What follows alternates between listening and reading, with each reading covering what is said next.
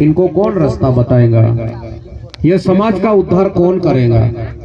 ये कैसे सुखी रहेगा? समाज कैसे व्यसन मुक्त रहेगा? समाज भाई भाई जो गांव गांव के समाज है, गली गली में, सब जगह में, सब भारत में देखो, सब निंदा टीका गर्व अहंकार से भरा हुआ समाज है। घर घर में झगड़े हैं, गली गली में झगड़े हैं, शहरों में झगड़े हैं। तो ये कौन मिटाएगा? ये संत मिटा सकते हैं। इनको भगवान ने इसीलिए बनाया संतों को। 86 साल की उम्र है बाबा की, 86 साल। और ये चेयरमैन साहब है, इनके 74 78 कुछ तो भी 72 साल है। तो 86 साल में आदमी घर में नहीं घूम सकता, वो 2 दिन सफर करके यहाँ तक आया। ये भजन, ये सत्संग टाइम पास के लिए नहीं है, ये समाज का उद्धार के लिए ये सत्संग और भजन है। ये भजन जो लिखने वाले संत थे, मीराबाई हो, नरसिंह मेहता हो, जलाराम हो, जो भी ज्ञानेश्वर महाराज हो, तुकाराम महाराज हो, संत मीराबाई हो, भातीजी महाराज हो, ये बड़े बड़े धाम, ये बड़े बड़े धामों में ऐसी पूजा नहीं होती है। वो संतों ने ये समाज के उद्धार के लिए भजन लिख के गए। वो युग कहाँ चले गए? कौन से युग में ये भजन लिखे? आज तक की वो भजन चल रहे। ये अमृतवाणी, अमरवाणी बोलते हैं इसको, भजन को अमरवाणी। ये मरती नहीं है।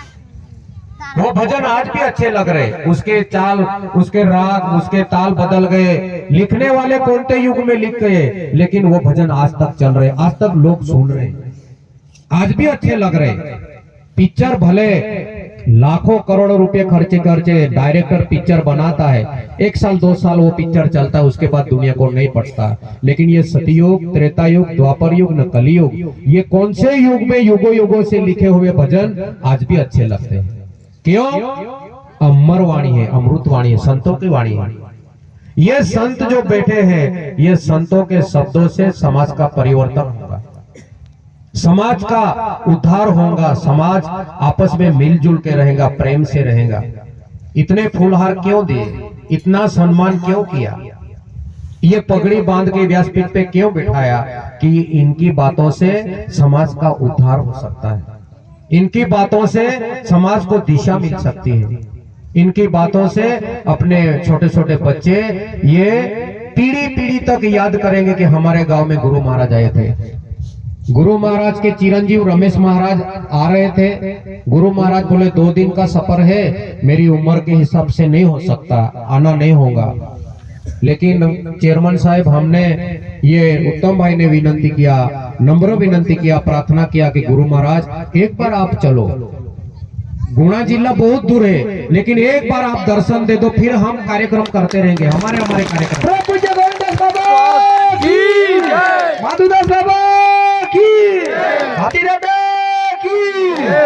एक बार आप वहाँ के भाई बहन को दर्शन दे दो, आपके फोटो निकाल लेंगे, घर में सेवा करेंगे, और ये दर्शन करने वाले लोग आने वाली पीढ़ी को बताएंगे गुरु महाराज हमारे यहाँ आए थे। एक साक्षी हो जाएगा, इतिहास हो जाएगा करके गुरु महाराज को यहाँ तक लाए।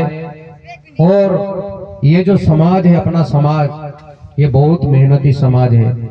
भगवान ने भी गुरु करे थे, रामचंद्र भगवान ने भी गुरु करा था, कृष्ण भगवान ने भी गुरु करा था, रामदास स्वामी शिवाजी महाराज का गुरु था, विवेकानंद ने गुरु करा था, मीराबाई ने गुरु करा था, रविदास मीराबाई का गुरु था। ये बड़े बड़े जो पुराण शास्त्र में नाम है ना, इन्होंने सबने गुरु करा था। बड़े बड़े राजा है ना, ये राजा ने भी गुरु करा था। क्यों करा होगा? क्यों?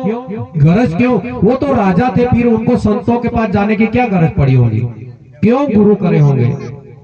परमात्मा के साथ बात करने वाले ऋषि मुनि थे, उन्होंने भी गुरु करे।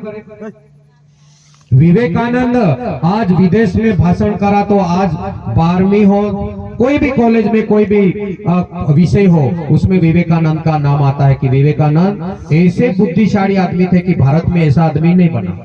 उन्होंने भी गुरु करा था।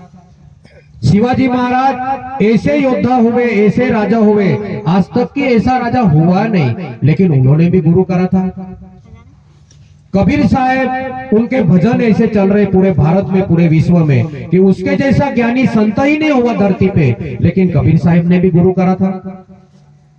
मीराबाई राजा की लड़की थी, राजा की लड़की शादी करके राजा के लड़के को दिया। परमात्मा परमेश्वर के दरबार में उसके नाम हो गए, विश्व उसका भजन गा रहा है, फिर भी मीराबाई ने गुरु करा, क्यों किया होगा? फिर इतने बड़े संपत्ति वाले, इतने बड़े राजा, इतने बड़े क्रांतिकारी संत, देश को आजाद करने वाले भगत सिंह राजगुरु जैसे बड़े बड़े संत हो गए, क्रांतिकार हो गए, बिरसा मुंडा जी हो गए, हाजिया नाइक जी हो गए, ये सब लोगों ने गुरु करा था, क्यों किया होगा?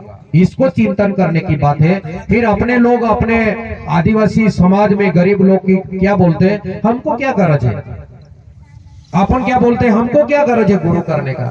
उनके पास तो 50 पीढ़ी खा के, 50 पीढ़ी घर में बैठ के खाने से भी संपत्ति नाश नहीं हो सकती, इतनी संपत्ति थी, उन्होंने गुरु करे थे। फिर अपने को क्यों गरज पड़ी, क्यों संतों को लाना पड़ा? अपना समाज क्या बोलता, हमको क्या गरज? उनके पास पैसों के ढिगारे थे, सोना चांदी, उनको पता नहीं था इतना था, फिर भी उनको गुरु करने की गरज पड़ी थी। अपने पास तो कुछ भी नहीं है, अपने को तो खास गरज है संतों के पास जाने के, अपने पास कुछ भी नहीं है। ये जो घर दिख रहे, ये रहने के लिए एक आधार है। ये जो जैन समाज होगा, सिंधी समाज होगा, मराठा समाज होगा, पटेल समाज होगा, इनके घर में जाओ, स्वर्ग के जैसे सब घर उनके स्वर्ग के जैसे। अपना तो रहने के लिए बारिश नहीं लगना चाहिए, धूप नहीं लगना चाहिए, कुछ जानवर नहीं आना चाहिए, इसलिए घर है। अपने घर में क्या है, संपत्ति क्या है? अपने बच्चे खा के रहे।